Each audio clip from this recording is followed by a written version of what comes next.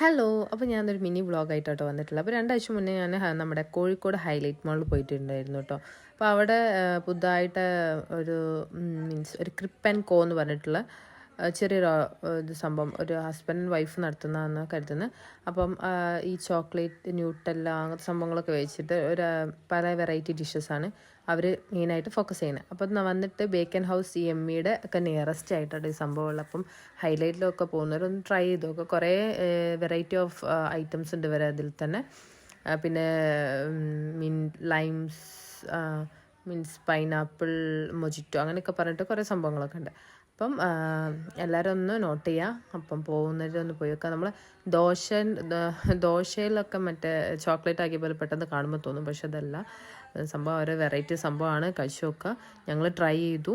എനിക്ക് മോൻറ്റിനൊക്കെ ഇഷ്ടമായി കേട്ടോ. സംഭവം സൂപ്പറായിരുന്നു.